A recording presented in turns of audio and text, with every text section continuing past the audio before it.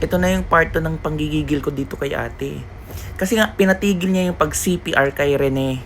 Na sana may chance pang mabuhay. Actually, nabuhay pa siya nun eh. Kaso pinatigil niya. Ulitin ko, nasabi ko na ito sa una kong video. Pero sa mga hindi iyon napanood, ito, kapag may nalunod, critical ang CPR. Dahil ang pangunahing problema ay hindi makapasok ang oxygen sa katawan. Ang utak at puso ay sobrang sensitibo sa kakulangan ng oxygen. Ilang minuto lang na pagkaantala, segundo lang, ay pwedeng magdulot ng permanenteng brain damage o cardiac arrest.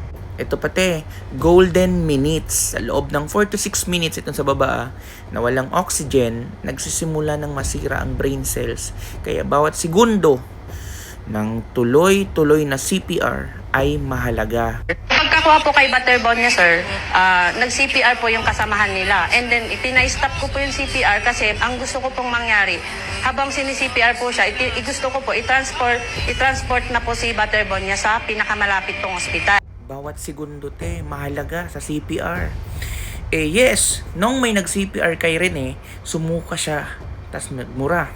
Yan sana tinuloy-tuloy bago i-transfer sa ambulance kasi may chance pa na ma-revive si Rene. Tapos nung nasa ambulance, wala namang nag-revive. So, ibig sabihin, hindi naman tinuloy yung pag-CPR. Actually, hindi talaga dapat yung maputol. Yung nakaupo nga na babae sa sasakyan, nagsi-cellphone pa. Nagsi-cellphone. Naintindihan mo, te? Kung mapapanood yung video, gumalaw pa, pinatagilid pa si Rene at nakapagsuka pa siya ng tubig or kung ano man yung nasuka niya.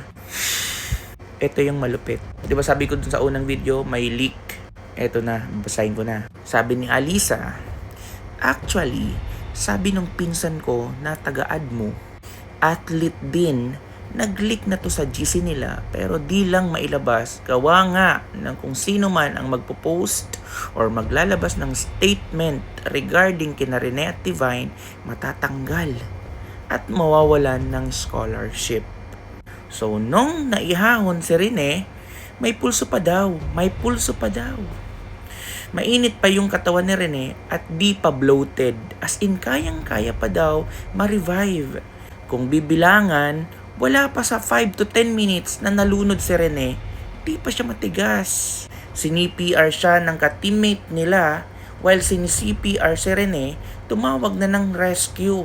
Problema, tong taga-MDRRMO na babae, pinatigil yung CPR, which is may tamang proseso at seconds, minutes ang pag-CPR, exactly.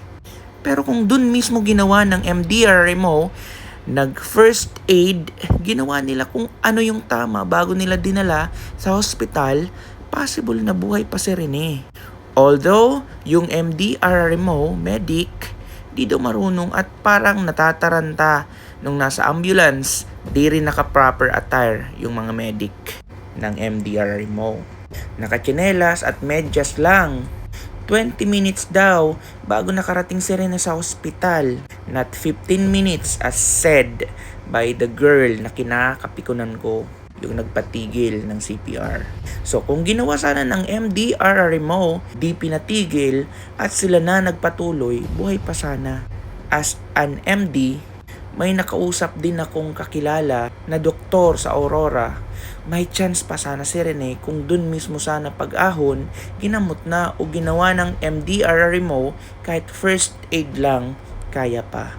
At regarding doon sa mga pasa ni Rene, ang nakakaalam lang daw dyan, yung kasamahan ni Rene na nakaligtas, which is dapat hindi talaga si Rene yung malulunod doon. Yung dalawa sana na nakaligtas. Yung isa, si Kiefer Alas. Nakakaawa lang din si Adili. So, ang makakasagot dyan, yung dalawa na nakaligtas kung saan ang galing yung pasa at bali ni Rene. Also, naging usap-usapan na daw sa Admo, ilang coach staff bago dumating si Rene sa Manila, ayaw nila kay Rene, aray ko. Sana makamit ni Rene at pamilya niya ang hustisya. Fly high Rene and Divine. Please spread this. Let's help Rene's family and may Rene and his family achieve justice. Credit to the owner. Ma'am, wag mo kaming tataray-tarayan. Ateneo, stop siya. Nakakapikon to. Wag mo kaming gagalawan ng mata kasi hindi naman ikaw ang namatayan. So ngayon yung sabihin na walang foul play. Again, speculation but possibly. Pagdating pala ni Rene sa Manila, may mga taong ayaw na sa kanya. May 2 nakaligtas. May mga pasa si Rene. Buhay pa sana si Rene kung pinagpatuloy lang yung CPR, pero pinatigil mo, te. Bakit, te? Bakit? May kumalabit sa'yo sa likod. Psst! Huwag mong bubuhayin yan. Pag nabuhay yan, malalaman kung sino ang lumunod dyan. Possible ba, te? Pag nabuhay yan, makakapagkwento yan kung ano ang nangyari kinagabihan bago yung training ngayon at bago malunod yan. Nalunod nga ba talaga? O nilunod ba talaga? Namatay ba talaga? O pinatay? Siguro nila. Sino ba ang nasa likod nito? Nakaligtas si Kiefer Alas at nakaligtas yung kasama niya. Pero silent sila sa ngayon. Baka magsalita bukas. Pero madaming bukas. Kailan pa? Kailan pa ang katotohanan ilalabas? Pagtugma-tugmain natin, nakuha pa si Rene. Na CPR pa siya. Buhay pa siya. Mainit pa. Di pa bloated. Malamang kasi minuto pa lamang po siyang nalulunod noon. Nakapagluwa pa siya ng tubig or whatsoever. Basta ang malinaw, may nailuwa siya. Buhay siya. Dapat tinuloy-tuloy pa para siguro mailuwa lahat. Kapag okay na, nakitaan na ng chance ng pagkabuhay, pagpapahingahin. Hihintayin yung medic or yung doktor na dumating at i-assess para sure, nabuhay talaga. Hindi yung papatigilin mo yung nagsi-CPR, ate. Balik tayo sa usapang inggit. Ito speculation, ha.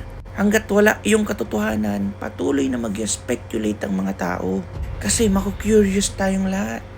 Ano? Again, possible kinagabihan, may nangyaring hazing, binanat-banatan yung 2 or si Rene, at nalaman naman ni Adili. Ngayon alam ni Adili na may mangyaring kakaiba. Kinabukasan kay Rene, yung nalaman niya na talagang siguro binabanatan pa rin si Rene kahit nasa tubig na. Kasi nakapag-anticipate na yung iba. Ito yung task nyo, dapat malunod nyo to. To the rescue naman si Adili. Siguro pati si Adili, inabangan din, tumulong ka pa, bubuhayin mo pa talaga, makakapagkwento ka pa, damay ka na. Dahil nga probinsyano si Rene, sanay na sanay sa mga hard works, hindi agad siya namatay.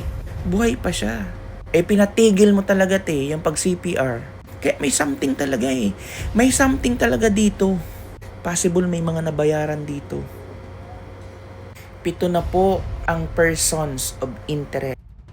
CIDG, dapat talaga lahat ng mga andun, kunan nyo ng testamento. Yung nagpatigil ng CPR, yung may-ari ng resort na ang sabi ng Ateneo, kung sino man nag-organize nun, wag silang pakialaman.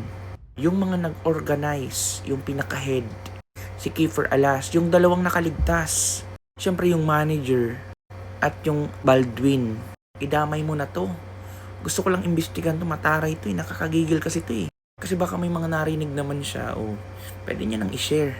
Pagtutugma-tugmain natin lahat. If meron kayong mga ebidensya or meron kayong mga nakikita mga nakapost sa iba-ibang platforms, pwede nyo naman i-PM sa akin or isend nyo dito at gawa natin ng mga contents yan. Ngayon, hanggang dito na muna ang speculation natin. Pero hindi talaga tayo titigil hanggat hindi natin makuha yung hustisya. Pwede nyo tong i-repost if you find it interesting. Thank you.